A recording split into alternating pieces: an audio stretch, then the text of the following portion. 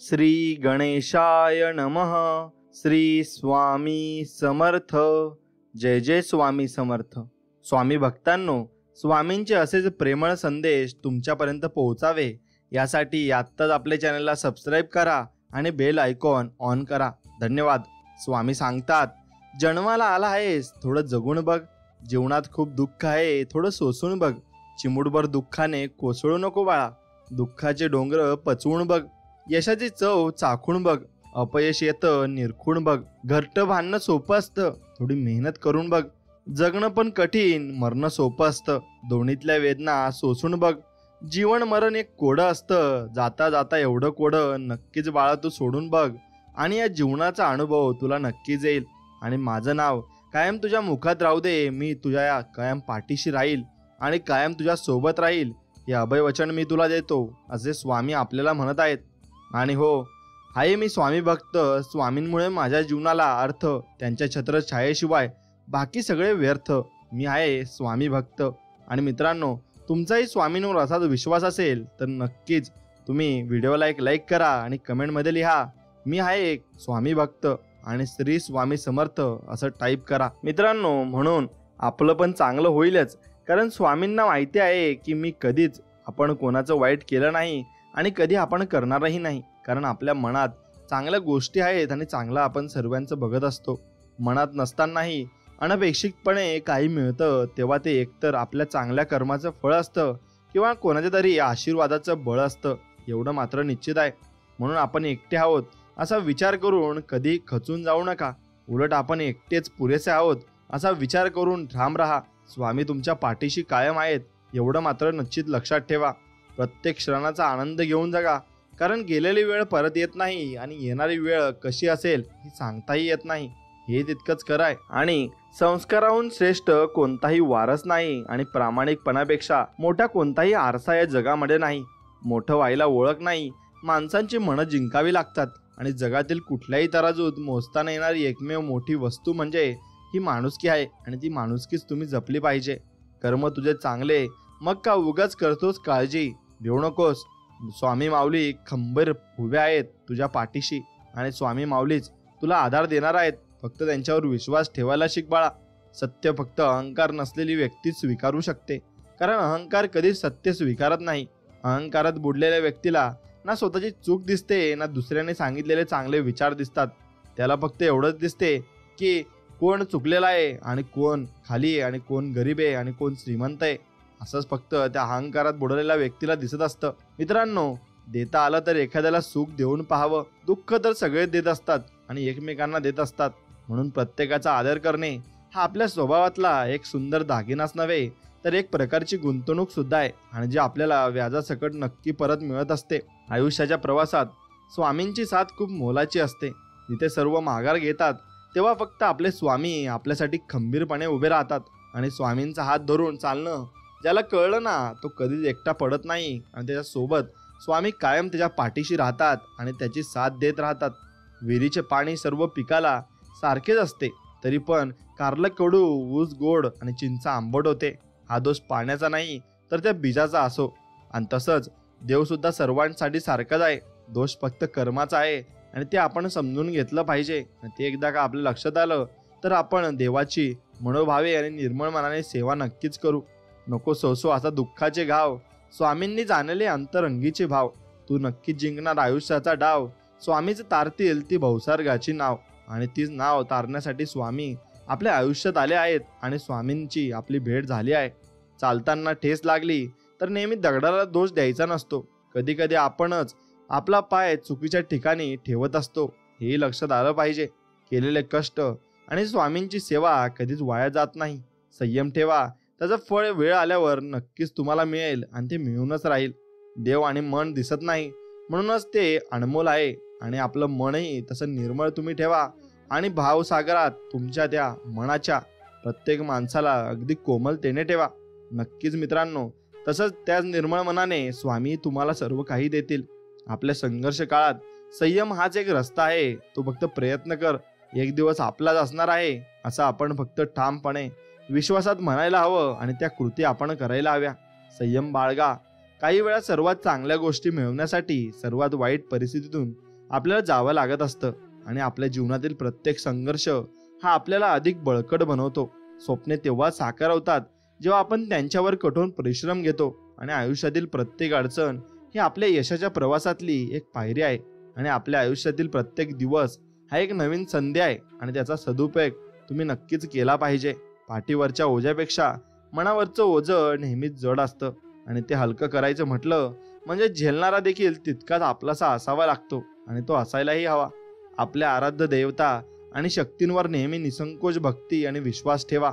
योग्य वेळ ती देवता आणि शक्ती इतकं देते की मागायला काही उरतच नाही आणि उरणार देखील नाही. वाटतात तितक्या सोप्या नसतात कर्तव्याच्या वाटा. कोणाच्या तरी सुखासाठी थांबावं लागतं. मनातलं दुःख मनातल्या कोपऱ्यात लपवावं लागतं. गैरसमज नको म्हणून जगाला हसून दाखवावं लागते आणि ओल्या पापण्यांच्या आड असलेलं पाणी आडोशाला जाऊन पुसावं नक्कीच लागत असतं आणि तेच आपण पुसलं पाहिजे आणि त्याच पुसणाऱ्यालाच मग जग हे सुंदर दिसत असतं. आपण सुंदर असो किंवा नसो पण शब्द सुंदर असले पाहिजे, कारण लोक चेहरा विसरतात पण शब्द विसरत नाही, हे खरं आहे. स्वामी आमचे गुरु आहेत आणि इथून आमचं आयुष्य आणि आमचं अस्तित्व हे सुरू होत असतं. नशिबात असेल तर ते सगळ्यांनाच मिळते, पण नशिबात नसते ते फक्त श्री स्वामी समर्थांच्या दरबारात मिळत असते आणि ते फक्त आपण त्यांच्या भक्ती करून ते घेऊ शकतो. आता लक्षात ठेवा, संकटे येतील पण तेव्हा गुरुवचन विसरू नकोस. सुखाचे क्षण येतील तेव्हा सन्मार्गाला सोडू नकोस. फक्त चांगल्या मार्गावर चालत राहा. आपल्या आराध्य देवता आणि शक्तींवर नेहमी निसंकोच शक्ती आणि भरपूर काही गोष्टी तुम्ही ठेवल्या पाहिजे आणि भक्ती विश्वास तुम्ही ठेवला पाहिजे. योग्य वेळी ती देवता आणि शक्ती इतकं देते ना की मागायला तुम्हाला काहीच उरणार नाही, हे तितकंच खरं आहे. सर्वात श्रीमंत ते आहेत जे थोडेसे समाधानी आहेत, कारण समाधानी ही निसर्गाची संपत्ती आहे आणि जो व्यक्ती समाधानी असतो ना तो खरंच सुखी असतो. जीवन दिले तू सांभाळणाराही तूच, आशा नाही विश्वास आहे, दुःख निवारणाराही तूच. निश्चिंत राहा मी पाठीशी आहे, खरा होई जागा श्रद्धेसहित. कसा होशील त्याविनं तू स्वामी भक्त, कितीदा दिला तिले बोल त्यांनीच साथ. आणि नको डगमगू स्वामी देतील साथ, स्वामी देतील साथ. आणि अशा काळांमध्ये स्वामी नक्कीच आपल्याला साथ देतात. फक्त आपण न डगमगता आपण फक्त स्वामींचं नामस्मरण केलं पाहिजे. कौतुक करणाऱ्या अनेक व्यक्तींपेक्षा प्रोत्साहित करणारी एक व्यक्ती सोबत असावी, जी आयुष्यातील सर्व नकारात्मकतेला पुरून उरेल आणि आपल्याला सर्व काही चांगल्या गोष्टी सांगत जाईल. जेव्हा मेहनत करून सुद्धा स्वप्न पूर्ण होत नाही ना, तेव्हा रस्ता बदला, सिद्धांत नाही. कारण झाडं नेहमी पानं बदलतात, मुळ्या नाही. आणि भगवद्गीतामध्ये स्पष्ट लिहिलंय, निराश होऊ नको कमजोर, तुझी वेळ आहे, तू नाहीस आणि तू कधी कमजोरही होऊ नकोस. संकटे येतील तेव्हा गुरुवचन नक्कीच तुम्ही पाळलं पाहिजे आणि गुरूंची सेवा केली पाहिजे. किती गायले तुझे भजन तरी भरत नाही रे माझे मन, झालो मी समाधानी त्या दिवशी जेव्हा झाले स्वामी तुझे दर्शन. आणि असेच दर्शन मला दररोज हो, ही स्वामींचरणी प्रार्थना. मित्रांनो, एक गोष्ट लक्षात ठेवा, तुम्हाला तुमच्या आयुष्यामध्ये तुमचा दृष्टिकोन हा चांगला ठेवायचा आहे आणि प्रत्येक विषयी हा मनामध्ये कधीही संशय नाही आणि कधी कडवटपणा ठेवायचा नाहीये. आपल्या देवावर निसंकोच विश्वास ठेवा. योग्य वेळी तो एवढा देतो ना की मग तुम्हाला सर्व काही मिळून जातं आणि मग तुम्हाला भरपूर काही गोष्टी न मागताही मिळतात. स्वर्गात पण जे सुख मिळणार नाही तर तुमच्या चरणाशी आहे. आणि कितीही मोठी समस्या असू दे, समर्थ तुमच्या नावातच समाधान आहे आणि ते समाधान आम्हाला भरपूर पुढे घेऊन जात असते. संगत अशा लोकांशी ठेवा जे तुमच्या गैरहजेरीत पण तुमची बाजू तुमच्या बाजूने मांडतील आणि नक्कीच ते तुमच्या पाठीशी राहतील. तसेच स्वामींवर तुम्ही विश्वास ठेवा, स्वामी तुमच्या पाठीमागे नक्कीच राहतील. आता वेळ काळ कोणासाठी थांबत नाही आणि कोणालाही थांबवताही येत नाही. कर्माचे भोग हे भोगूनच संपत असतात. भक्ती केल्याने संकट येणारच नाही असं कधी होत नसतं, पण भक्ती करून संकटाचा वेग मात्र नक्कीच कमी करता येतो. जसं की तिथे हात जाणार होता तिथे बोटावर निभावलं. पण हे कळण्यासाठी सुद्धा आपल्याला स्वामी भक्तीत असावं लागतं आणि स्वामी भक्ती करावी लागत असते. चांगल्या माणसांना चांगल्या गोष्टी उशिराच मिळतात आणि आपण फक्त त्यासाठी संयम ठेवला पाहिजे. तुझी वेळ पण लवकर येणार आहे हे लक्षात घे बाळा. स्वप्न मोफतच असतात, फक्त त्यांचा पाठलाग करताना आयुष्यात बरीच किंमत आपल्याला मोजावी लागत असते आणि ती किंमत एकदा मोजली मग आपल्याला सर्व काही गोष्टी या चांगल्यापणाने मिळत असतात. अडचणीत असताना आपल्याला जर स्वामींचे नामस्मरण झाले किंवा स्वामी आठवले तर समजून जा की तुमची भक्ती ही स्वामींपर्यंत पोहोचत आहे आणि स्वामी तुमच्यावर कृपा नक्कीच करत आहेत. स्वामी म्हणतात, उशिरा मिळेल पण सर्वोत्तम मिळेल. स्वामींची केलेली भक्ती व त्यात मुखातून घेतलेलं नाव कधीच वाया जात नाही आणि कधीच ते माघारी फिरत नाही.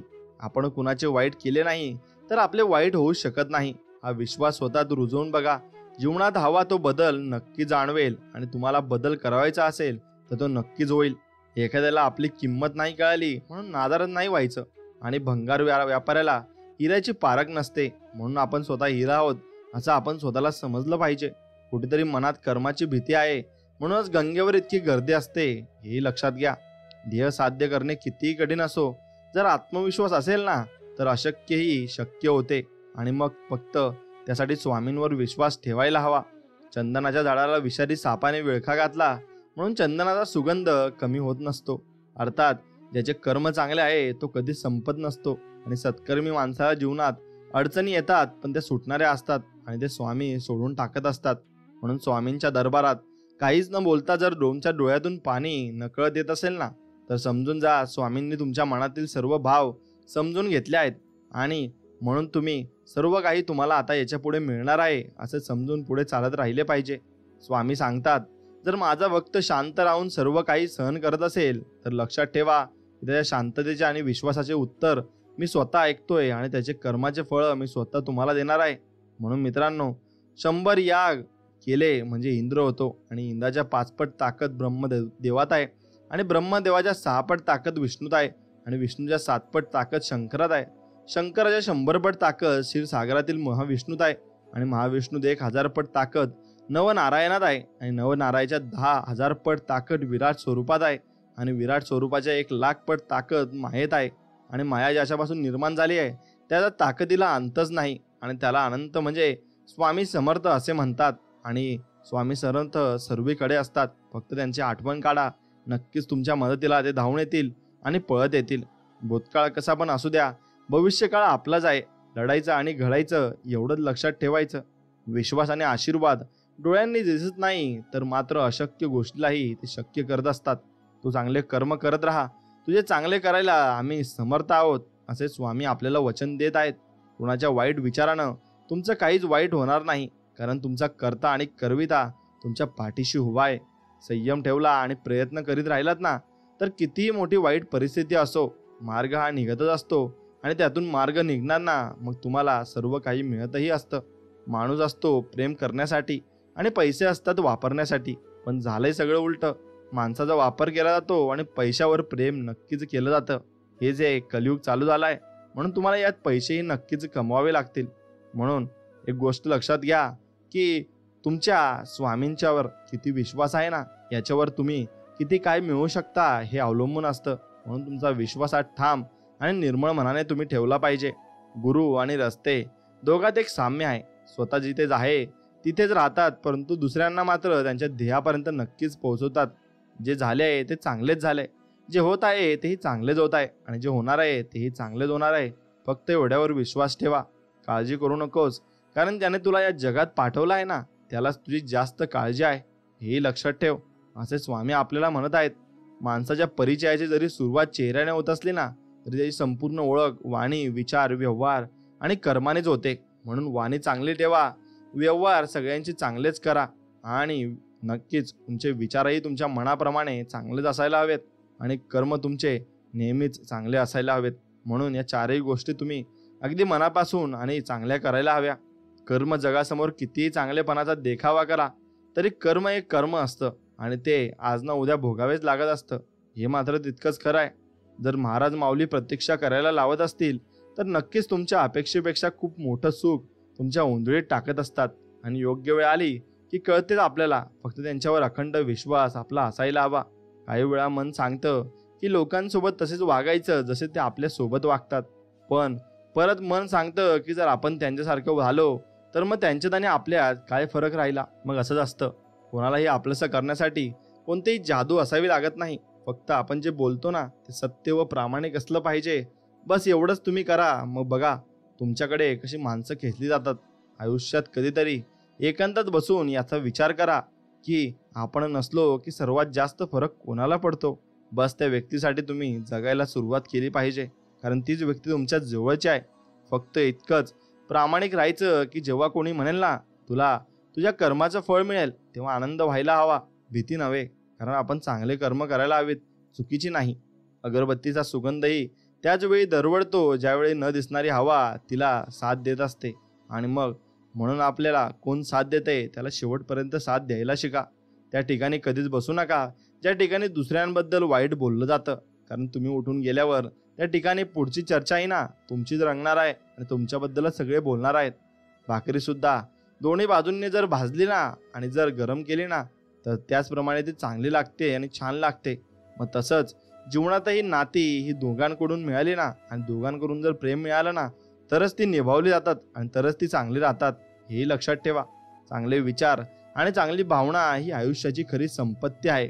जर तुम्हाला आयुष्यामध्ये खूप संघर्ष करावा लागत असेल तर स्वतःला दोष देत बसू नका. फक्त स्वतःला नशीबवान समजा. कारण तुम्हाला याच्या पुढे जे संकट आता येत आहेत ना त्याच्यापेक्षा डबल तुम्हाला आनंद मिळणार आहे आणि संधी मिळणार आहेत आणि तुम्हाला देव तितकंच वरती घेऊन जाणार आहे. सर्व दरवाजे बंद झाले तरी स्वामींच्या मनाचा दरवाजा हा हृदयाचा दरवाजा कायम उघडा असतो. अपेक्षा स्वामींकडून ठेवा, इतर लोकांकडून नको. अडचणीत असाल तर स्वामी तारतील, एकटे असाल तर सांभाळतील आणि मार्ग सापडत नसेल तर दाखवतील. अश्रू थांबत नसतील तर ते पुसतील. फक्त स्वामींना आतुरतेने साथ घाला, ते सर्व काही तुमच्यासाठी करतील. एखाद्या अडचणीत देवाने तुमचे लगेच ऐकले की तुमची श्रद्धा वाढते, उशिरा ऐकले की तुमची सहनशक्ती वाढते. पण ऐकलेच नाही तर देवाला ठाऊक आहे ही अडचण तुमची तुम्ही सोडवू शकता, म्हणून ती तुम्ही तुमची सोडवली पाहिजे. देवाची मूर्ती विकत घेताना रुपयाचा भाव करतात आणि तीच मूर्ती घरात आणली की देवाकडे कोटी मागतात. खरंच अंधार असतो मनात आणि दिवा लावता मंदिरात. मग असं चालत नाही. आणि स्वामी तसे आपल्याला म्हणतात, देवाकडे काही मागायचे असेल तर नेहमी आईचे स्वप्न पूर्ण व्हावे हा आशीर्वाद मागा. कारण तुम्हाला कधी स्वतःसाठी काही मागायची गरज पडणार नाही. कारण घरचे आपल्यासाठी सगळं काही मागत असतात. देवावर विश्वास असेल तर देव जे देईल त्यातच समाधान माना. पण स्वतःवर विश्वास असेल तर देवाला सुद्धा तुम्हाला जे हवे आहे ते देणे भागच पडेल. ही नियती आहे आणि हेच कर्म आहे. प्रार्थना म्हणजे फक्त शब्दांचा उच्चार नव्हे. प्रार्थनेचा अर्थ ईश्वराचे चिंतन करणे आणि त्याला अनुभवणे हे आहे. जर तुम्ही देवाकडे काही मागितल्यावर मिळाले नाही तर त्याच्यावर रागवू नका. कारण देव तुम्हाला जे आवडेल ते देत नाही. त्याऐवजी ते तुमच्यासाठी चांगले आहे ना आणि पुढे टिकून राहील ना ते तुमच्यासाठी ते देव देत असतो. देव काहीतरी देईल म्हणून मंदिरात जाऊ नका. तर देवाने आपल्याला बरंच काही दिलंय ना, म्हणून तुम्ही मंदिरात जावा आणि देवाकडे एकच प्रार्थना करा, देवा आम्हाला सुखी समाधानी आणि निरोगी ठेवा आणि सगळ्यांना चांगलं आयुष्य द्या. हेच तुम्ही देवाकडे मागितलं पाहिजे. आयुष्यात अशी एक वेळ येते तिथं आपल्याला काय हवं आहे यापेक्षा आपल्या कुटुंबाची काय इच्छा आहे हे महत्त्वाचं असतं. आणि मग आपल्याला तो निर्णय तिथे घ्यावा लागत असतो. मित्रांनो, तसंही गीतेमध्ये लिहिलं आहे, अंत ही आरंभ है, वासना ही मोह है, समझ ही ज्ञान है, अपेक्षा हे दुःख है, एकांत ही सुख है. म्हणून आपण त्याप्रमाणे जगलं पाहिजे. आपण कोणाची जास्त अपेक्षा करू नये आणि एकांतात राहायचं. त्यातच सर्वात मोठं सुख आहे. आणि जो तुमचा अंत असतो तो तुमचा प्रारंभ असतो. म्हणून हार कधीच मानू नका आणि मागे कधी हटू नका. आणि वासनाचं मोह असते. मग जेवढी जास्त आपल्याला ज्या गोष्टीविषयी ज्या व्यक्तीविषयी वासना असली तेवढी जास्त आपण त्या मोहामध्ये अडकत जातो आणि मग आपण तिथे फसून जातो. हिंमत ठेवा आणि पुढे जा. टोमणे तर देवाला सुद्धा सहन करावे लागतात. आपण तर साधी माणसं आहोत म्हणून आपल्याला ते टोमणे बसणारच आहेत. फक्त आपल्या मार्गाने चांगल्या मार्गाने चालत राहा. जिद्द सोडू नका. आयुष्याची सुरुवात कधीही आणि कोठूनही होऊ शकते हे तितकंच खरं आहे. एकटे चालून मोठे व्हा. कारण सोबतीचे कधी धोका देतील हे सांगताही येत नाही. आणि जे आज मनात आहे उद्या तुमच्या नशिबात पण असेल. ही स्वामींची इच्छा आहे आणि ते स्वामी तुमच्याकडून मागत आहेत. जगातील सर्वात महाग गोष्ट म्हणजे विश्वास. कारण तो विकत घेता येत नाही, तो फक्त मिळवता येत असतो. मोठमोठ्या अपेक्षांच्या मागे धावताना लहान लहान गोष्टीतला आनंद हरवून बसतो आणि तोच आनंद आपण नक्कीच घेतला पाहिजे आणि त्या आनंदाने आपण नक्कीच सुखी समाधानी होऊन जाऊ. हेही तितकंच खरं आहे. मित्रांनो, एक गोष्ट लक्षात ठेवा, तुमचे कर्म हे तुमचं भविष्य ठरवत असतात. म्हणून कर्म करताना जरा सावधगिरी आपण बाळगली पाहिजे. ज्याची सुरुवात इमानदारी, स्वकष्ट आणि शून्यापासून होते त्यांना हारण्याची, घाबरण्याची ओळख निर्माण करण्याची गरज आणि भीती अजिबात नसते. त्या सर्व गोष्टी आपोआप मिळतात. आणि आपल्याला किती लोक ओळखतात याला महत्त्व नाही, तर ते आपल्याला का ओळखतात याला नक्कीच महत्त्व असतं आणि त्यालाच महत्त्व असायला हवं. सकाळ म्हणजे फक्त सूर्योदय नसते, ती एक देवाची सुंदर कलाकृती असते. तो अंधारावर मिळवलेला विजय असतो आणि जगावर पसरलेल्या प्रकाशाच्या साम्राज्याची साक्ष असते. आणि आपल्या आयुष्यातल्या नव्या दिवसाची आणि ध्येयाची सुरुवात आपण तिथून करत असतो. म्हणून आपण सकाळी नक्कीच देवाचे दर्शन घ्यायला हवे.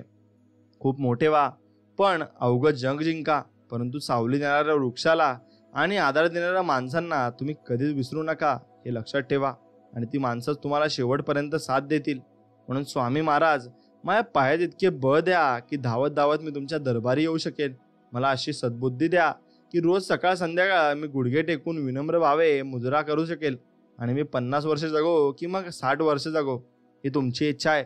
माझी तर एकच इच्छा आहे की ओठावर तुमचे नाव असावे व दानासाठी माझे हात कधी मागे हटू नये. स्वामी महाराज, प्रेमळ दृष्टी द्या, सहकार्य करणारे हात द्या, सन्मार्गावर चालणारे पाय द्या, जास्तीत जास्त लोकांपर्यंत तुमचे कार्य पोहोचवण्याची ताकद द्या आणि सदैव तुमचे स्मरण करणारे आम्हाला मन द्या. आम्हाला तेवढंच आहे आणि तेवढंच हवं आहे. प्रसंग कोणताही असो, सुखाचा असो किंवा मग दुःखाचा असो, कोणत्याही प्रसंगी स्वामींना, स्वामींच्या सेवेला सोडू नका. भले ही सेवा केल्याने तुमचे लगेचच चांगले होणार नाही, पण मात्र हे खरं आहे की किमान तुमचे वाईट सुद्धा कधीच होणार नाही. आणि स्वामी महाराज ते होऊही देणार नाही. ते आपले नेहमी चांगलं बघत असतात आणि ते आपल्याप्रमाणे, आईप्रमाणे आपल्याला जोपासत असतात. आपली चांगली वेळ जगाला सांगते की आपण काय आहोत, आणि मग परंतु आपली वाईट वेळ सांगते की जग काय आहे. म्हणून या दोघी गोष्टीमधला अर्थ खूप मोठा आहे. स्वतःच्या हातून जेव्हा एखाद्या गरजवंताचे काम होईल ना, तेव्हा त्याच्या चेहऱ्यावर जे समाधान असतं ना, तोच आपल्या जीवनातील सर्वात मोठा सन्मान आणि सत्कार असतो. हेही लक्षात घ्यायला शिका. एक दिवस तुम्हाला सर्व काही मिळेल जे तुमच्या हक्काचे आहे. तोपर्यंत चालत राहा. मार्ग सोपा होणार आहे, आणि मार्ग सोपा तेव्हा होईल जेव्हा तुम्ही स्वामींचं नामस्मरण कराल. पण हिंमत हारू नका आणि फक्त चालत राहा. स्वामी सर्व काही तुमच्यासाठी तयार ठेवतील आणि तुमच्यासाठी सर्व काही देतील. गळ्यात बंद ठेवल्याने गळ्यात थांबते, वेळ नाही. तसेच खोटे लपवल्याने खोटे लपते, सत्य नाही, आणि ते कधीही बाहेर येत असतं. म्हणून जीवनात तुम्ही काही नाही बनले तरी चालेल, पण एक चांगले व्यक्ती बना. कारण इथे स्पर्धा खूप कमी आहे आणि चांगले व्यक्ती सहसा कोणी बनायला तयार नाही. प्रत्येक गोष्टीची वेळ निश्चित आहे, ठिकाण निश्चित आहे. तुम्ही कुठेच जाणार नाही. तुम्हाला सर्व काही करायला लागणार आहे, म्हणून आत्ताच करून घ्या. आपण केलेल्या सेवेचे फळ स्वामी महाराज सव्याज परत करीत असतात आणि ते स्वतःकडे काही ठेवून घेत नाही. म्हणून त्यांच्यावर विश्वास ठेवा आणि त्यांच्याप्रमाणे वागा. नक्कीच ते तुम्हाला त्यांच्याप्रमाणे फळ देतील. पाण्यापेक्षा तहान किती आहे याला जास्त किंमत असते आणि मृत्यूपेक्षा श्वासाला जास्त किंमत असते. म्हणून या जगात नाते तर सगळेच जोडतात, पण नात्यामध्ये विश्वासाला जास्त किंमत ही असते. म्हणून विश्वास कधी तुम्ही तोडू नका, आणि कोणाचा विश्वास तोडल्याने तुम्हालाही पुढे तशी कर्म भोगावे लागतील. आयुष्य जर तुम्हाला मागे खेचत असेल तर तुम्ही नक्कीच पुढे जाणार आहात. आणि कारण धनुष्याचा बाण लांब जाण्यासाठी आधी मागेच खेचावा लागतो, मग तो बाण पुढे जात असतो, मग तो आपल्या ध्येयापर्यंत पोहोचत असतो. तसेच आपण जितके मागे जाऊ तितकेच आपण पुढे जाणार आहेत, हे लक्षात ठेवायला हवं. नाकारले गेलात म्हणून नाराज होऊ नका. लोक कायम महाग गोष्टी नाकारतात कारण त्या घेण्याची त्यांची ऐपत नसते आणि मग ते खच्ची होत असतात. मित्रांनो, तडजोड म्हणजे शरणागती नव्हे, तर ती परिस्थितीवर केलेली मात असते. आणि तडजोड ही तुम्ही नक्कीच केली पाहिजे, पण स्वामींच्या भक्तीमध्ये कोणतीही तडजोड करू नका आणि कधीही मागे हटू नका. फक्त स्वामींची भक्ती करत राहा आणि त्यांची सेवा करत राहा. आयुष्यात किती संघर्ष करावा लागला तरी मागे हटू नका, कारण जो संघर्षातून मार्ग काढतो तोच खरा विजयी असतो आणि तोच शेवटपर्यंत विजयी ठरत असतो. जेव्हा तुम्ही काहीच करत नाही तेव्हा फक्त एकच करा, आणि ते म्हणजे प्रयत्न. आणि ते प्रयत्न केल्यानेच तुम्ही तुमच्या यश शिखरावर पोहोचणार आहेत आणि भरपूर यश तुम्हाला मिळणार आहे. वागण्यात खोटेपणा नसला की जगण्यात मोठेपणा लवकर मिळवता येत असतो. म्हणून आपण कधी खोटे बोलू नये आणि कोणाशी खोटे वागूही नाही, नाहीतर तसेच फळ आपल्याला मिळत जातात. अपमान करणं स्वभावात असू शकतं, पण सन्मान करणं मात्र संस्कारात असावं लागतं. आणि ते संस्कार आपल्याजवळ आहेत असं आपण समजलं पाहिजे. कुणी आपल्या सोबत असू किंवा नसू, नाराज होऊ नका, कारण स्वामींपेक्षा सुंदर सोबती इथं कुणीच नाही आणि कुणासोबतही नाही. कडू औषध आपण लगेच गिळून टाकतो, पण गोड चॉकलेट चगळून खातो. असंच आयुष्यातले वाईट क्षण लगेच विसरा आणि चांगल्या क्षणांचा आनंद तुम्ही मनापासून घ्यायला शिका. आणि मग ते मनापासून घेतले तर तुम्हाला सर्व काही समाधानाने सुख लाभेल. दुःख असावे तिळासारखे, आनंद असावा गुळासारखा, जीवन असावे तिळगुळासारखे. म्हणून तुम्हाला तुमच्या आयुष्यात जर काही लोक भेटतील तर तुम्ही गोड, अगदी निरागस आणि चांगल्या प्रेमळ व्यक्तीने आणि प्रेमळ स्वभावाचे तुम्हाला भेटत असतील. म्हणून तुम्ही नक्कीच माणसं जोडायला घेतली पाहिजे. जीवनात आज आलेल्या परिस्थितीची जो संघर्ष करेल त्याला उद्याचे यश अनुभवायला मिळेल. मग तुम्हाला उद्याचे यश जर अनुभवायचे असेल तर तुम्हाला आज काबाड कष्ट करावंच लागेल आणि भरपूर कष्ट केल्यावरच तुम्हाला संधी मिळेल कुठेतरी जायची आणि वर जायची. म्हणून मित्रांनो, जिंकल्यावर गोळा होणारी आपली नसतात. जिंकण्याच्या अगोदर खडतर प्रवासात सोबत होती ती आपली माणसं असतात आणि तीच आपण जपून ठेवली पाहिजे. कानाकडून आलेल्या विचारांपेक्षा मनाकडून आलेल्या विचारांना प्राधान्य द्यावे आणि कठीण परिस्थितीत मनुष्याला आधाराची गरज असते, सल्ल्याची नाही. आणि ते सल्ला आपण त्यांच्याकडून मागतो म्हणून आपल्याला आधार हवा असतो, कोणाचा सल्ला नाही. तेव्हा आपल्याला कोणीतरी आधार दिला पाहिजे आणि सल्ला कोणाला दिला नाही पाहिजे. म्हणून जे काही चालू आहे ते तुमच्यासोबत आणि ते फक्त थोड्या वेळापुरतंच आहे. अजून थोडे दिवस विश्वास ठेवा, सगळं काही तुमचं नीट होणार आहे. हेही खरं आहे. तुमची खरीखुरी श्रद्धा योग्य ठिकाणी असेल तर पाषाणालाही देवत्व येत असते. म्हणून तुमची भक्त खरी श्रद्धा पाहिजे आणि निर्मळ मनाने तुम्ही भक्ती केली पाहिजे. सुखासाठी लोकांसमोर हात पसरण्यापेक्षा एकदा माझ्या स्वामी माऊलीनं समोर हात जोडून तर बघा. वाईट वेळ काही नशीब बदलायलाही वेळ लागणार नाही आणि मग सर्व काही तुम्हाला मिळेल जे तुम्हाला पाहिजे आणि तुमचं नशीब एका दिवसात पलटून जाईल. प्रामाणिकपणे कार्य करण्याचा प्रयत्न केल्यास केव्हाही कोटीही सामर्थ्य आणि समर्थ्य असल्यासोबत आणि आपल्यासोबतच असतात. आपल्याला संकटे, वाईट प्रसंग नाही आले तरी मग स्वामींचे नामस्मरण हे सतत चालू ठेवायचे आहे आणि चालू राहिलेच पाहिजे. तरच तुम्हाला त्याचे अनुभव बघायला मिळत असतील. म्हणून तुम्ही आयुष्यात दुसऱ्याला मदत करायला शिका आणि स्वामी तुम्हाला कधीच कमी पडू देणार नाही, एवढं लक्षात ठेवा. जर माझे नाव तुझ्या ओठाशी आहे तर घाबरतोस कशाला. मग असे स्वामी आपल्याला अभयवचन देत आहे आणि आपण निश्चितच घाबरले नाही पाहिजे, कारण स्वतः स्वामी मालक आपल्या सोबत आहेत आणि पाठीशी आहेत.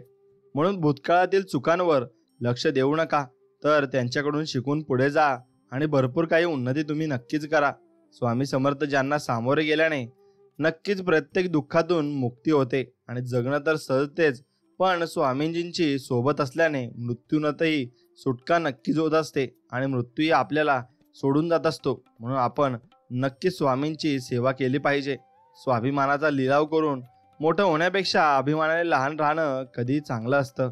प्रामाणिकपणे कार्य करण्याचा प्रयत्न केल्यास केव्हाही कोठेही समर्थ आपल्यासोबत असतात आणि आपल्याला संकटे, वाईट प्रसंग नाही आले तरी स्वामींचे नामस्मरण सतत चालू राहिले पाहिजे आणि ते चालू आपण ठेवायलाच पाहिजे.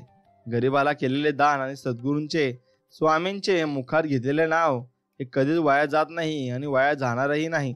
ज्यांची खरोखर स्वामींवर श्रद्धा असेल ते श्री स्वामी समर्थ नक्कीच कमेंटमध्ये लिहितील आणि स्वामी समर्थ लिहिल्यानंतर नक्कीच तुम्ही स्वामींचे दर्शन या व्हिडिओमार्फत घेतले पाहिजे. स्वामी भक्तांनो, जगण्याला धार आहे, जीवनाला आधार आहे आणि जेव्हा स्वामी समर्थ आपल्या सोबत आहे तेव्हा कशाचा शाप आहे आणि स्वामी समर्थच आपल्याला भरपूर काही गोष्टी मिळवून देत आहेत. आयुष्यात कधी कसली चिंता, काळजी, प्रश्न, भीती किंवा आधीच एकटेपणा वाटला तर औदुंबराच्या छायेत जायला विसरू नका, कारण त्यापेक्षा मोठा निवारा या ब्रह्मांडात कुठे नाहीये आणि औदुंबरामध्ये तुमची काळजी एकदम चांगल्या पद्धतीने घेतली जाईल आणि मग तुम्हाला नक्कीच चांगल्या गोष्टी तिथे शिकवल्या जातील. प्रसंग कोणताही असो, सुखाचा असो किंवा मग दुःखाचा, कोणत्याही प्रसंगी नक्कीच स्वामींना आणि स्वामींच्या सेवेला सोडू नका. म्हणून भलेही सेवा केल्याने तुमचे लगेचच चांगले होणार नाही, पण माज मात्र नक्कीच करायला शिकू नका आणि माज कधीच करू नका.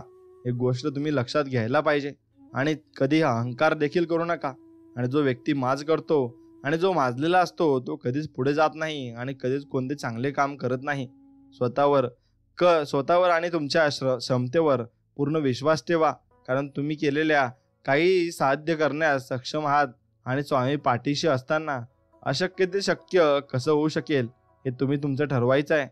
किती कमावून ठेवलं तरी नक्कीच तुम्हाला तुमच्या मुलांना द्यायला लागेल आणि तुमची मुलं त्यावर मजा मारतील. म्हणून तुमच्यापुरताच कमवा जेवढं तुम्हाला पाहिजे. समोर अंधार असला तरी त्याच्या पलीकडे प्रकाश आहे आणि हे लक्षात ठेवा. आणि म्हणून लक्षात ठेवा, तुम्ही कुठल्या तरी दगडाच्या मागे उभा आहात आणि तो दगड तुम्हाला अडचण येतोय. नक्कीच त्या दगडाचीही तुम्ही तांडव घालायला शिकू नका आणि त्या तांडव घातल्यानंतर त्या दगडाशी तुम्ही भांडण करायला विसरू नका. मित्रांनो, एक गोष्ट लक्षात घ्या, आयुष्यात स्वामी नावाची लहर ही पाहिजेच आणि स्वामी नाम हे आपण जपायला हवं. का तर ध्येय साध्य करणे आपल्याला स्वामींमुळे शक्य होते आणि मी शरीराने तुम्हाला दिसत नसलो ना तरी सदैव पाठीशी आहे असे मग स्वामी आपल्याला म्हणतात. म्हणून मित्रांनो, स्वामींवरचा विश्वास कधी न डगमगू देता तुम्ही फक्त स्वामींवर विश्वास ठेवला पाहिजे आणि बिंदासपणे या आयुष्यात जगलं पाहिजे. कारण स्वामींएवढी हस्ती ते कोणीच नाही. कारण स्वामी समर्थांचे भक्त अख्ख्या राज्यात आहेत आणि अख्ख्या महाराष्ट्रात आहेत आणि हे तुम्ही समजून घेतलं पाहिजे. मित्रांनो, चला तर मग व्हिडिओ आवडला असेल तर नक्कीच व्हिडिओला लाईक करा आणि कमेंटमध्ये श्री स्वामी समर्थ लिहा आणि तुम्ही नक्कीच पुढे आता असे व्हिडिओ पाहण्यासाठी आपल्या चॅनलला सबस्क्राईब करा. चला तर मग भेटूया नवीन एक व्हिडिओमध्ये. तोपर्यंत जय श्रीराम, श्री स्वामी समर्थ, जय जय स्वामी समर्थ. धन्यवाद. मित्रांनो, तुम्ही आयुष्यात जगत असताना इतरांप्रमाणे विचार तुम्ही नक्कीच केला पाहिजे आणि इतरांप्रमाणे विचार करण्याचं तत्व उपयोगात तुम्ही आणलं पाहिजे.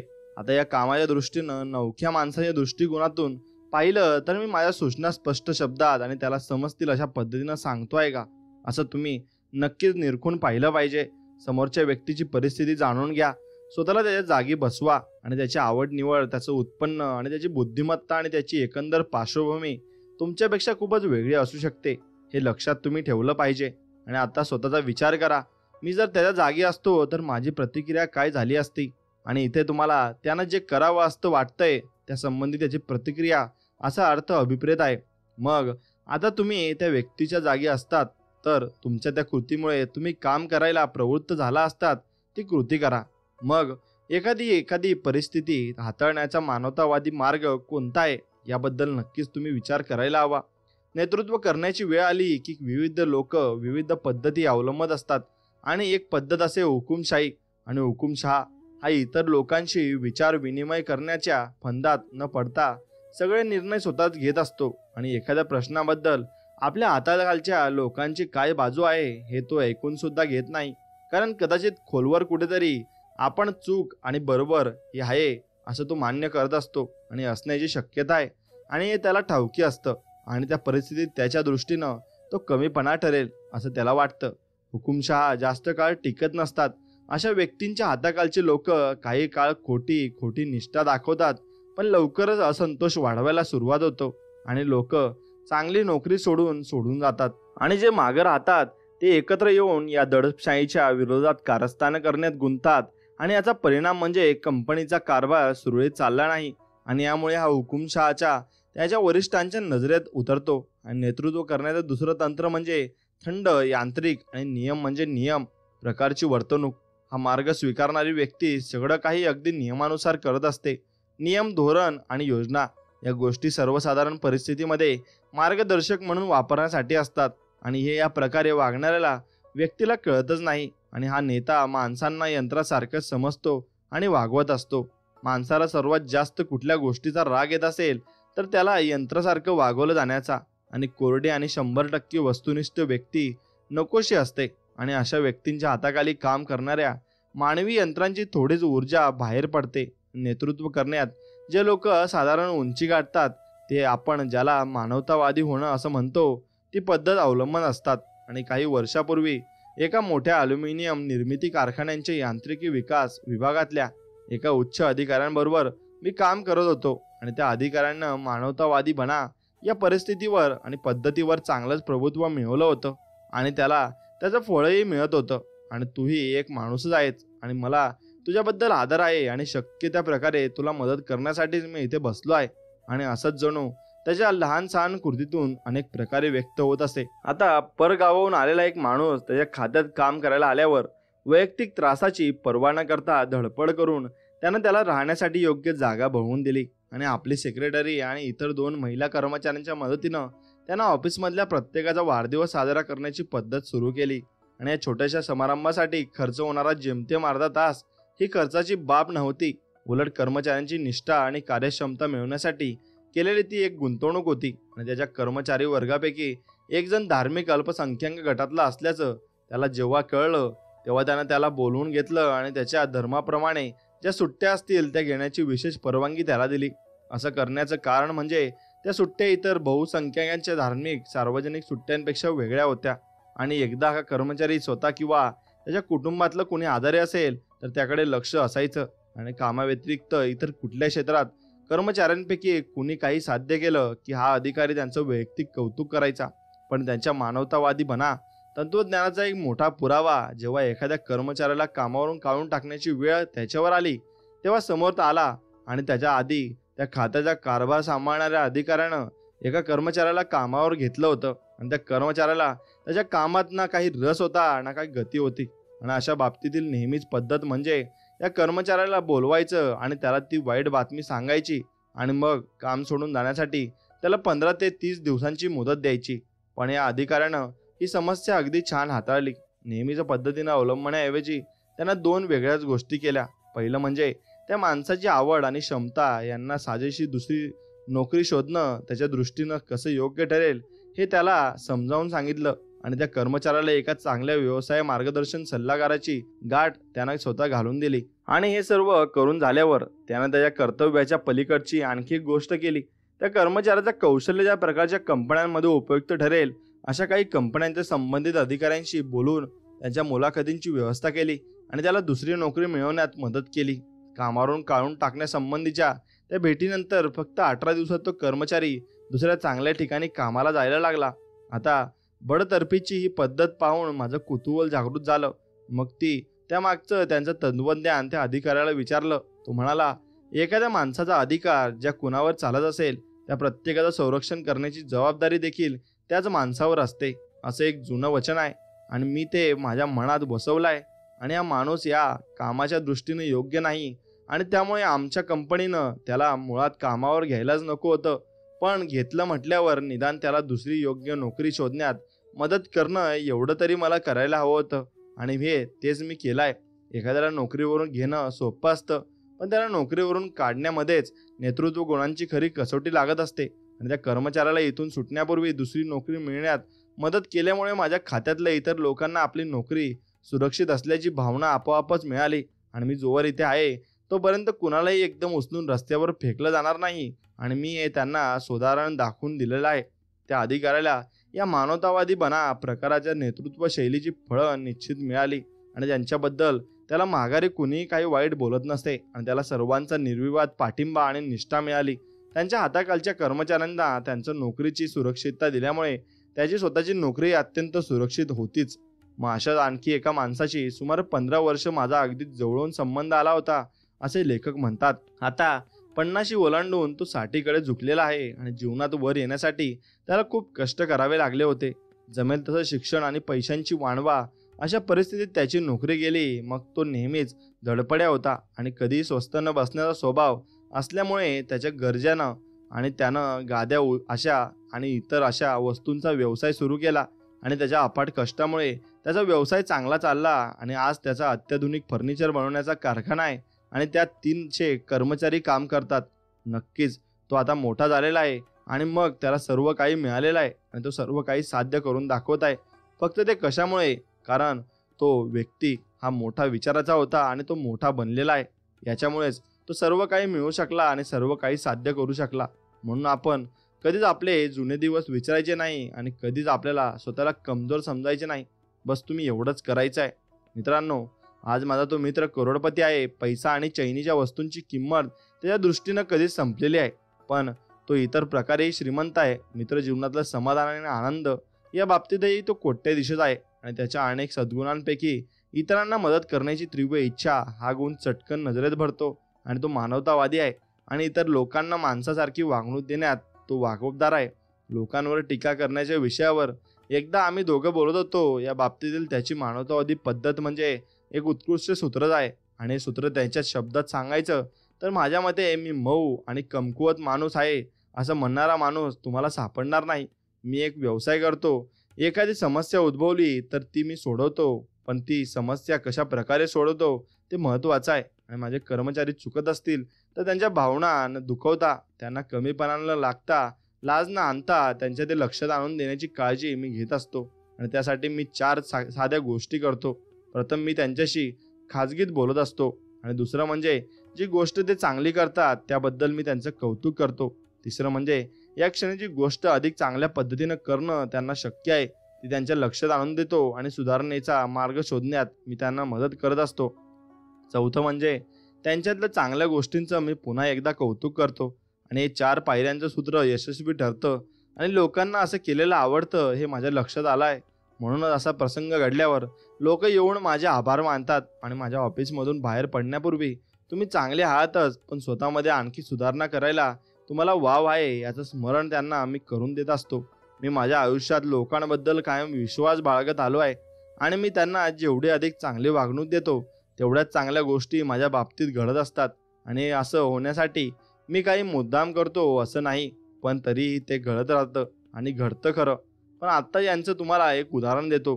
5-6 वर्षापूर्वी आमच्या निर्मितीतल्या विभागातला एक कर्मचारी एक दिवस दारू पिऊन कामावर आला असं लेखक म्हणतात आणि थोड्याच वेळात कारखान्यात गडबड सुरू झाली. तो कर्मचारी व्हॅर्निशचा 20 लिटरचा डबा हातात घेऊन तो सगळीकडे व्हॅर्निश शिंपडत होता आणि इतर लोकांनी त्याच्या हातातून तो डबा काढून घेतला आणि गटप्रमुख त्याला घेऊन कारखान्याबाहेर गेले.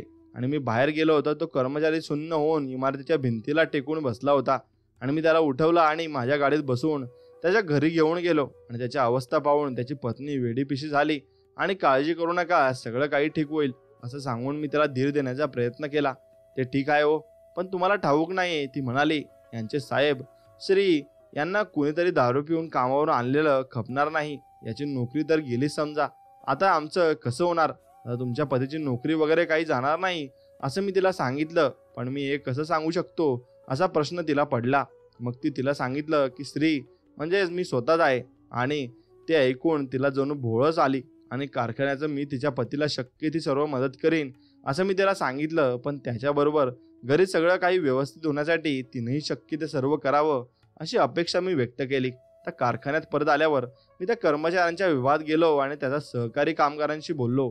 आज तुम्ही इथं एक अप्रिय घटना पाहिलीत आणि मग पण तुम्ही ती विसरायला हवी आहे. तुमचा तो सहकारी उद्या परत कामाला येईल तेव्हा त्याच्याशी प्रेमानं बोला आणि वागा. तो एक चांगला कामगार आहे आणि आपल्याकडे अनेक वर्षापासून काम करतोय.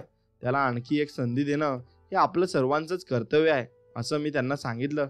दुसऱ्या दिवशी तो कर्मचारी चांगल्या मनस्थितीत कामावर आला आणि त्याच्या दारू पिण्याच्या सवयीचा नंतर कधीच त्रास झाला नाही. मी लवकरच ती घटना विसरूनही गेलो, पण तो मात्र ती विसरला नव्हता. 2 वर्षापूर्वी त्याच्या कामगार संघटनेनं आमच्या कारखान्यातल्या कामगारांच्या करारासंबंधी वाटाघाटी करण्यासाठी त्याच्या मुख्य कार्यालयातून 2 लोकांना पाठवलं आणि त्याच्या काही मोठ्या आणि अवास्तव मागण्या होत्या. आणि या कथेचा नायक असलेला आणि स्वभावानं गरीब असलेला आमचा तो कर्मचारी अचानक इतर कामगारांचा नेता बनला आणि कारखान्यातल्या सगळ्या लोकांना तो म्हणाला, आपल्याला श्री यांनी नेहमी आपला चांगला मोबदला दिलेला आहे आणि त्यामुळे बाहेरून कुणी येऊन आम्हाला काय करावे सांगण्याची गरज नाही. मग ते बाहेरचे लोक निघून गेले आणि त्या कर्मचाऱ्यांच्या कृपेनं आम्ही नेहमीप्रमाणे खेळीमेळीच्या वातावरणात आणि आमच्या करारासंबंधी वाटाघाटी केल्या. आणि मानवतावादीपणा या नेतृत्व शैलीचा उपयोग करून अधिक चांगला नेत्या बनण्याचे हे 2 मार्ग पहा. पहिला मार्ग म्हणजे लोकांशी निगडीत असलेला प्रेत प्रसंग. हे तुमच्यासमोर जेव्हा उभा राहील तेव्हा प्रत्येक वेळी स्वतःला एक प्रश्न विचारा, ही परिस्थिती हाताळण्याचा मानवतावादी मार्ग कोणता आहे? मग तुमच्या हाताखालच्या लोकांमध्ये आपापसात काही मतभेद झाले किंवा एखाद्या कर्मचाऱ्यानं काही बखेडा उभा केला तर अशा वेळी या प्रश्नावर विचार करा आणि लोकांना त्यांच्या चुका सुधारण्यामध्ये मदत करण्यासाठीच माझ्या मित्रांना तयार केलेलं सूत्र लक्षात ठेवा. उपहास करणं टाळा, दोषारोप करणं टाळा, लोकांना कमीपणा देणं टाळा, लोकांना त्याची जागा दाखवून देणं टाळा. लोकांशी वागण्याचा मानवतावादी मार्ग कोणता आहे असा प्रश्न स्वतःला विचारायला पाहिजे आणि त्याचा फायदा होतो. आज नाही तर उद्या नक्कीच होतो, पण फायदा हा नक्कीच होतोच. मानवतावादी बना. या नियमाचा फायदा मिळवण्याचा दुसरा मार्ग म्हणजे तुम्ही लोकांना अग्रक्रम देता आणि तुमच्या कृतीतून दिसू द्या आणि तुमच्या हाताखालच्या लोकांच्या कामाव्यतिरिक्त सिद्धीची प्रशंसा करा आणि प्रत्येकाला सन्मानानं वागा. जीवनाचं मूळ उद्दिष्ट त्याचा आनंद घेणं हे आहे हे लक्षात ठेवा. आणि एखाद्या माणसात तुम्ही जेवढा अधिक रस दाखवाल तेवढं अधिक काम तो तुमच्यासाठी नक्कीच करेल आणि त्याचं एक काम तुम्हाला अधिकाधिक उज्ज्वल यशाकडे नक्कीच नेत असते. मग तुमच्या हाताखालच्या लोकांबद्दल संधी मिळेल तेव्हा तुम्ही वरिष्ठांजवळ कौतुकच करा आणि आपल्यापेक्षा लहानाच्या पाठीशी उभं राहणं हे आपलं कर्तव्यच आहे असं त्या लोकांना त्याच्याबद्दल तुम्ही कौतुक वाटेल आणि त्यांच्या तुमच्यावरची निष्ठा अधिकच दृढ होईल. तुमच्या हाताखालच्या लोकांचं कौतुक केल्यामुळे तुमच्या वरिष्ठांच्या नजरेत तुमची किंमत कमी होईल आणि अशी भीती वाटण्याचं काही कारण नाही, कारण विनयशील असलेला मोठा माणूस आपल्या कामगाराकडे आरडाओरडा करून लोकांचं लक्ष वेधू पाहणाऱ्या असुरक्षित भावनेच्या माणसापेक्षा केव्हाही जास्त आत्मविश्वासपूर्ण दिसतो. थोडासा विनय आपल्याला खूप काही देऊन जातो आणि वेळ येताच तुमच्या हाताखालच्या लोकांची वैयक्तिक प्रशंसा करा आणि त्यांच्या सहकार्याबद्दल त्यांचं कौतुक करा. जेव्हा जेव्हा ते जास्त काम करतील तेव्हा तेव्हा त्यांची प्रशंसा नक्कीच करायला हवी. आणि प्रशंसा ही तुम्ही लोकांना देऊ शकत असलेली एक महान प्रेरक गोष्ट आहे आणि त्यासाठी तुम्हाला कुठलीच तोशीच लागत नाही. शिवाय तुमच्या हाताखालचे लोक कधीतरी अपेक्षा नसताना तुमच्या बचावासाठी सहाय्यासाठी धावत येऊन तुमच्यावर उपकार करू शकतात. लोकांची प्रशंसा करण्याचा सराव करा आणि लोकांचे चांगलं वागा. मानवतावादी नक्कीच बना. प्रगतीचा विचार करा आणि प्रगतीवर श्रद्धा नक्की ठेवा. प्रगतीचा आग्रह धरा. हा माणूस प्रगतीचा पुरस्कर्ता आहे आणि एखादं काम करायचं असेल तर याच्याकडे जावं असं कुणी तुमच्याबद्दल बोलताना म्हटलं तर तुमच्याबद्दलचे सर्वोत्तम प्रशंसोद्गार आहेत हे लक्षात नक्कीच ठेवलं पाहिजे.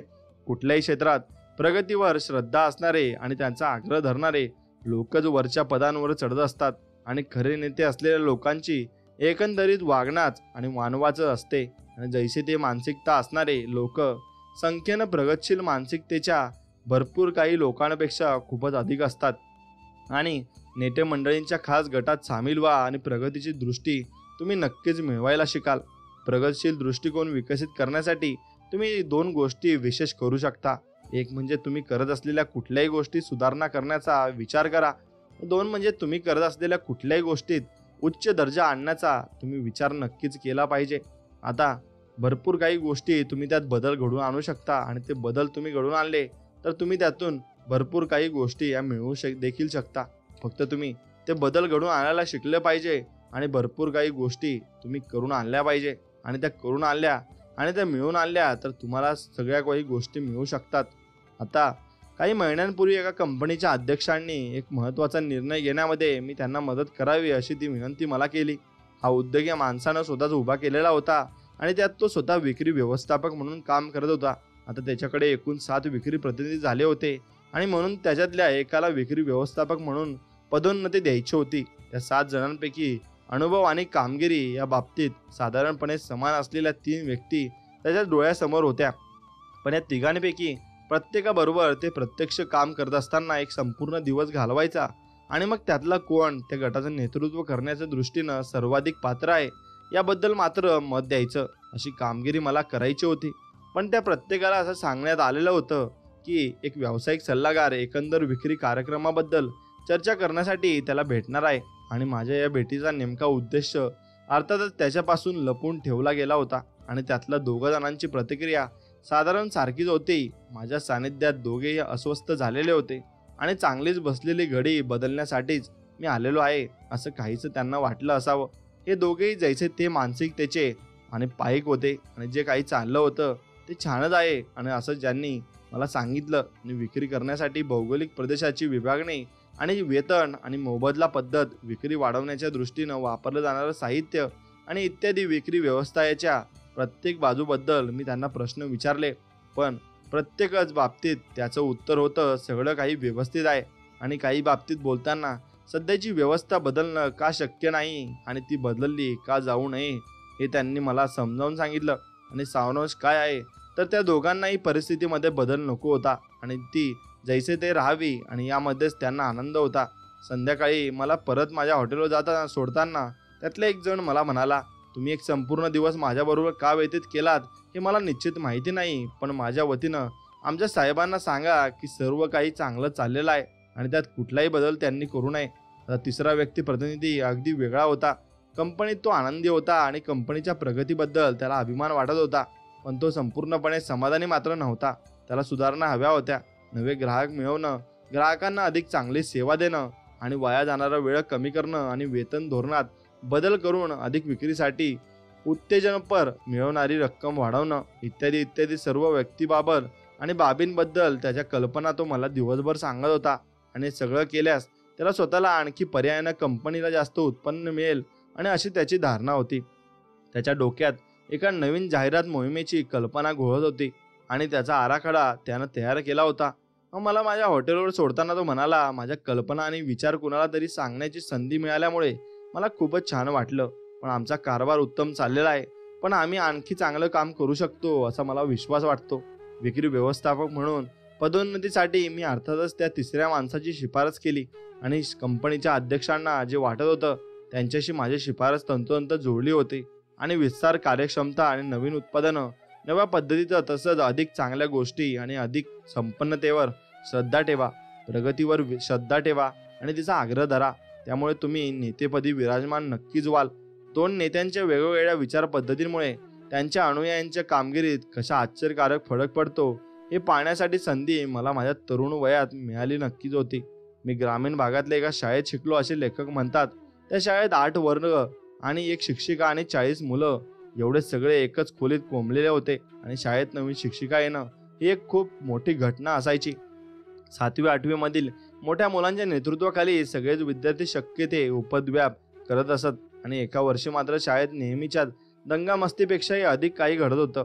आणि कागदाचे बोळे आणि विमान भरकवण्यासारखं शाळकरी मुलांच्या मूलभूत खोड्या तर सतत चालूच असायच्या. पण एखाद्या शाळेचं दार आतून बंद करून शिक्षिकेला अर्धा दिवस शाळेबाहेर ठेवण्यात आलं तर एखादा याच्या बरोबर उलट म्हणजे त्याच्या शाळेत कोंडून ठेवलं गेलं. आणखी एकदा वरच्या इयत्तेतल्या प्रत्येक मुलानं आपापली कुत्री चक्क वर्गात आणली. आणि एक गोष्ट लक्षात घ्या, ही मुलं काही गुंड प्रवृत्तीची नव्हती. एकमेकांच्या वस्तूची चोरी करणं, माऱ्यामाऱ्या आणि दुसऱ्यांचा इजा पोहोचणं हे सर्व ती मुलं मुद्दाम ठरवून वगैरे करत नव्हती. आता अंगापिळानं मजबूत, खेड्यातल्या रांगड्या जीवन पद्धतीनं वाढलेली अशी ती मुलं होती. आणि त्याच्या अंगातल्या ऊर्जेला आणि कल्पनाशक्तीला बाहेर पाडण्याचा कुठला तरी मार्ग आवश्यक होता. आणि तर अशा परिस्थितीत ती शिक्षिका कशी तरी त्या शैक्षणिक वर्षापूर्वी ती तग धरून असे आणि पुढच्या वर्षी नवी शिक्षिका आली तर त्यात कुणाला आश्चर्य वाटत नसे. एका वर्षी अशीच एक नवीन शिक्षिका त्या शाळेत रुजू झाली आणि त्या शिक्षिकेनं या मुलांच्या कामगिरीत लक्षणीय फरक घडून आणला. आणि तिनं त्याचा अभिमान आणि आत्मसन्मान फुलवला. आणि आपल्या निर्णय शक्तीचा विकास करण्याऐवजी प्रेरणा तिने त्यांना दिली. आणि फळा पुसणं, डस्टर स्वच्छ करणं, लहान वर्गातल्या मुलांचे परीक्षेचे पेपर तपासणं अशी कामं तिने मुलांना वाटून दिली. आत्तापर्यंत चुकीच्या मार्गाने बाहेर पडणाऱ्या त्यांच्या ऊर्जेला या शिक्षिकेनं सृजनात्मकरित्या उपयोगात आणलं. आणि मुलांचे चरित्र घडवण्यावर तिचा शिक्षणक्रम केंद्रित नक्कीच होता. एका वर्षी अक्षरशः भूत, पण दुसऱ्या वर्षी जणू छोटे देवदूत असं मुलं का वागली. या 2 वर्षातील वेगळेपण होतं ते नेतृत्वामध्ये आणि त्यांच्या शिक्षणामध्ये. अगदी प्रामाणिकपणे सांगायचं तर शाळेत वर्षभर नुसतं खोड्याच करत राहण्याबद्दल आपल्या मुलांना दोष देऊ न शकत नाही. आणि त्या दोन्ही वर्षी संबंधित शिक्षिकांनीच ती परिस्थिती निर्माण केली होती. आणि पहिल्या शिक्षिकेला मुलांच्या प्रगतीमध्ये मनापासून रसच नव्हता. तिनं त्यांच्याबरोबर कुठलीही उद्दिष्ट वा ध्येय ठेवली नाहीत. तिनं त्यांना कुठल्याही प्रकारचं प्रोत्साहन दिलं नाही. तिला स्वतःच्या भावनांवर, रागावर ताबा ठेवता आला नाही. आणि थोडक्यात काय तर तिला शिकवणं अवघड नव्हतं आणि आवडतही नव्हतं. म्हणून मुलांनी शिकणं आवडेन असं झालं. पण दुसऱ्या शिक्षिकेनं मात्र स्वतःसमोर उच्च आणि सकारात्मक दर्जाचा आदर्श ठेवला होता. आणि तिला लहान मुलं मनापासून आवडायची आणि त्यांनी जीवनात खूप काही मिळवावं असं तिला वाटायचं. आणि प्रत्येक मुलाला एक व्यक्ती म्हणूनच ती वागवत असे. आणि ती स्वतः तिच्या कामात शिस्तप्रिय असल्यामुळे मुलांना शिस्त लावण्यात तिला कुठलीही अडचण आली नाही. आणि या दोन्ही प्रकारच्या शिक्षकांच्या बाबतीत त्यांनी स्वतःच्या वागण्यानं जो आदर्श मुलांपुढे ठेवता आला त्याच आदर्शाप्रमाणे मुलांनी आपल्या वागण्यात बदल केले होते. आणि प्रौढ लोकांच्या गटांमध्ये याच प्रकारे वागणुकीमधले बदल घडत असलेले आपण रोज पाहत असतो. आणि दुसऱ्या महायुद्धाच्या काळात ज्या तुकडीचे अधिकारी मृदू, आरामप्रिय आणि सुस्त होते त्या तुकडीतल्या सैनिकांचे मनोधैर्य कमी आहे असं उच्च लष्करी अधिकाऱ्यांच्या वारंवार दिसून येत असते. आणि अचाट शौर्य गाजवणाऱ्या सैनिकांच्या तुकड्यांच्या नेतृत्वपदी उच्च आदर्श असलेले आणि सेनेचे कायदे कानून योग्य आणि न्याय पद्धतीने राबवणारे अधिकारी होते. आणि सामान्य जवान कम अस्सल दर्जाचे आदर्श ठेवणाऱ्या अधिकाऱ्यांच्या अजिबात आदर आणि सन्मान देखील करत नाहीत. आणि असं त्यांना आढळून आलं होतं. म्हणून प्राध्यापक ज्या प्रकारच्या वागण्याचा आदर्श मुलांसमोर ठेवतात त्याच प्रकारे कॉलेजची ती मुलंही वागतात. आणि एका प्राध्यापकांचे विद्यार्थी तासाच्या दांड्या मारतात आणि परीक्षेत कॉपी करतात असं मन लावून अभ्यास करणं सोडून परीक्षेत पास होण्यासाठी विविध मार्ग ते अवलंबत असतात. पण तेच विद्यार्थी दुसऱ्या एखाद्या प्राध्यापकाच्या हाताखाली चांगला अभ्यास करतात आणि विषयावर प्रभुत्व मिळवण्यासाठी जीवापाड ते मेहनत करत असतात. औद्योगिक विश्वास सुद्धा माणसं आपल्या वरिष्ठ अधिकाऱ्यांच्या विचार पद्धतीवर आपले विचार बेतत असतात. आणि कर्मचाऱ्यांच्या एखाद्या गटाचं नीट निरीक्षण करा. त्यांच्या सवयी, लकबी आणि कंपनीबद्दलची त्यांची मनोभूमिका त्यांचं नीतिशास्त्र आणि त्यांचं स्वनियंत्रित पहा. त्यानंतर त्यांच्या वरिष्ठ अधिकाऱ्यांची वर्तणूक पहा. तुम्हाला त्यात आश्चर्य वाटण्याजोगं साम्य आढळेल. आणि प्रगतीचा वेग मंदावलेल्या आणि अधोगतीकडे जाणाऱ्या अनेक कंपन्या असतात आणि अशा कंपन्यांच्या पुनर्बांधणीचं काम हाती घेतलं जात असतं. आणि हे काम कशा पद्धतीनं केलं जातं त्यासाठी सर्वोच्च पदावर असलेल्या काही मुठभर अधिकाऱ्यांना तिथून हटवलं जातं आणि कंपन्या वरून खाली या पद्धतीने पुन्हा बांधल्या जात असतात. खालून वर नाही तर वरच्या पातळीवरची विचार पद्धती बदलल्यावर खालच्या पातळीवरच्या विचार आपोआपच बदल घडून येत असतो. एक गोष्ट नेहमी लक्षात ठेवा, तुम्ही जेव्हा एखाद्या गटाचं नेतृत्व स्वीकारता तेव्हा तुम्ही त्यांच्यापुढे जो आदर्श ठेवलात त्यानुसार त्या गटातले लोक लगेच त्यांच्या वागणुकीत बदल करण्यास सुरुवात करतात. आणि पहिल्या काही आठवड्यातच ही गोष्ट चटकन आपल्या लक्षात येते आणि तुमचा अंदाज घेणं, बारकाईने तुमचं निरीक्षण करणं आणि तुम्हाला त्यांच्याकडून काय अपेक्षा आहेत हे माहिती करून घेणं हे एक महत्त्वाचं काम त्यापुढे असतं. आणि तुमच्या प्रत्येक हालचालींवर त्यांचं बारीक लक्ष असतं. आपल्याला हा माणूस कितपत स्वातंत्र्य देईल, काम कशी व्हावीत याची अपेक्षा असेल तर त्याला खुश करायचं असेल तर मग आपल्याला काय करायला लागेल, मी अमुक एक गोष्ट केली तर त्याला काय वाटेल, हे आणि असे विचार ते लोक करत असतात. आणि एकदा या प्रश्नांची उत्तरं मिळाली की मग त्या अनुषंगाने ते वागतात. आणि तुम्ही तुमच्या हाताखालच्या लोकांपुढे काय आदर्श ठेवता हे तुम्ही तपासून नक्कीच पाहिलं पाहिजे. या जगातले सगळे लोक अगदी माझ्यासारखेच असते तर हे जग कसं असतं. आणि या अर्थाच्या एका जुन्या वचनांचा आधार घ्या आणि चाचणी तुमच्या सद्य परिस्थितीच्या दृष्टीनं अर्थपूर्ण होण्यासाठी जग या शब्दाच्या जागी कंपनी हा शब्द घाला. या कंपनीतले सगळे लोक अगदी माझ्यासारखे असते तर ही कंपनी कशी झाली असती.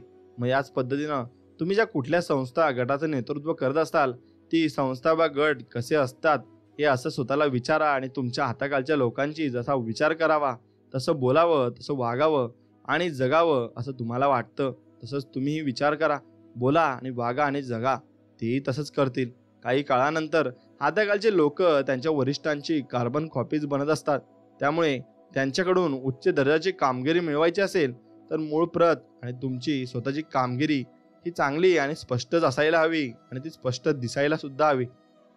आता माझे विचार प्रगतशील आहेत का हे आपण ओळखून घेतलं पाहिजे आणि आपण स्वतःच्या कामाबद्दलची आपण नेतृत्वता ठेवली पाहिजे आणि ते आपण कायम ठेवलं पाहिजे. मित्रांनो, एक लक्षात घ्या, तुमच्या जीवनातल्या कसोट्याच्या क्षणी भव्य विचार करण्यातल्या किमयेचा वापर कसा करायचा हे तुम्ही शिकून घेतलं पाहिजे.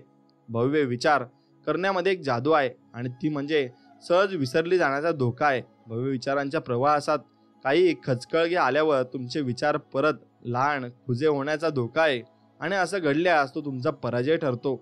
लहान विचारांच्या दिशेनं वळण्याची किती तीव्र इच्छा झाली तरी तसं न करता भव्यतेतच राहण्याच्या दृष्टीनं काही संक्षिप्त मार्गदर्शक खाली दिलेले आहेत आणि ही मार्गदर्शक व तुम्हाला खेळायच्या पत्त्यासारख्या छोट्या आणि पुट्ट्यांच्या गाडावर लिहून ठेवावी लागतात आणि ती कायम बरोबर आणि हाताशी तुमच्या राहू शकतील असं तुम्ही ठेवली पाहिजेत आणि तसंही तुम्ही वागलं पाहिजेत. आता खुजे लहान लोक जेव्हा तुम्हाला खाली खेचू पाहत असतील तेव्हा भव्य विचार करा आणि तुमचा पराजय व्हावा एवढं दुर्दैव तुम्हाला आडवं यावं आणि कुणीतरी तुमची खरडपट्टी काढावी अशी इच्छा करणारे लोक असतातच. पण तुमच्या 3 गोष्टी तुम्ही लक्षात ठेवायच्या तर ते तुमचं काहीच करू शकणार नाही. लहान लोकांशी संघर्ष करण्यास नकार दिल्यास तुम्ही विजयी होत असता आणि खुज्या लोकांशी लढण्यानं तुम्ही त्यांच्यासारखे खुजे ठरत असता. म्हणून भव्यता तुम्ही अजिबात सोडू नका आणि भव्य बना आणि भव्य दिव्य राहा. आपल्यावर छुपे हल्ले आणि वार होतीलच हे गृहीत धरून चला आणि तुम्ही मोठे होत असल्याचा तो पुरावाच आहे. छुपा हल्ला करणारे लोक मानसिकदृष्ट्या कमजोर असतात याची आठवण स्वतःला करून द्या आणि भव्य तुम्ही बनायला शिका. अशा लोकांची कीव करा. लहान लोकांच्या हल्ल्यांमुळे काही नुकसान न होण्या एवढा भव्य विचार तुम्ही नक्कीच केला पाहिजे आणि तुम्ही भव्य दिव्य मोठे झाले पाहिजेत. म्हणून तुम्ही भरपूर काही मोठे व्हा आणि शहाणा माणूस त्याच्या मनाचा मालक होईल आणि मूर्ख माणूस नेहमी गुलाम होईल हे तुम्ही लक्षात ठेवायला शिकलं पाहिजे. आणि एकदा ते लक्षात ठेवायला शिकलं की तुम्ही भरपूर काही जीवनात मिळवून घ्याल. पण तुम्ही कितीही जीवनात मिळवलं तरी ते तुमच्यासाठी कमीच ठरणार आहे. फक्त तुम्ही देवाची भक्ती विसरायला नको, कारण एकदा तुम्ही देवाला विसरले की तुम्ही भरपूर काही गोष्टी या मागे सोडून द्याल आणि भरपूर काही गोष्टी तुम्ही विसरून जाल. म्हणून तुम्ही देवाला आयुष्यात कधी विसरू नका आणि कधीही मागे सोडू नका.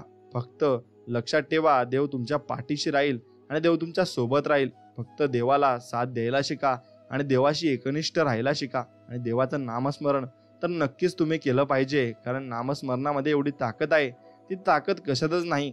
मग ती ताकदीचा फायदा तुम्ही नक्कीच घेतला पाहिजे आणि त्या ताकदीचा फायदा घेऊन तुम्ही भरपूर काही गोष्टी जगामध्ये मिळवू शकता. फक्त त्या ताकदीवर तुम्ही विजय मिळवला पाहिजे आणि तो विजय फक्त तुम्हाला स्वामीच मिळवून देतील. म्हणून स्वामी समर्थांवर तुमचा पूर्णपणे मनापासून विश्वास असायला हवा आणि तो विश्वासच तुम्हाला जिंकून देऊ शकतो. मित्रांनो, जर तुम्हाला व्हिडिओ हा मनापासून आवडला असेल तर नक्कीच व्हिडिओला लाईक करा, चॅनलला नक्कीच सबस्क्राईब करा आणि असेच पुढे व्हिडिओ बघण्यासाठी तुम्ही तुमच्या मित्रांना हे व्हिडिओ शेअर करा. चला तर मग भेटूया नवीन एक व्हिडिओमध्ये. तोपर्यंत जय श्रीराम, श्री स्वामी समर्थ, जय जय स्वामी समर्थ. धन्यवाद.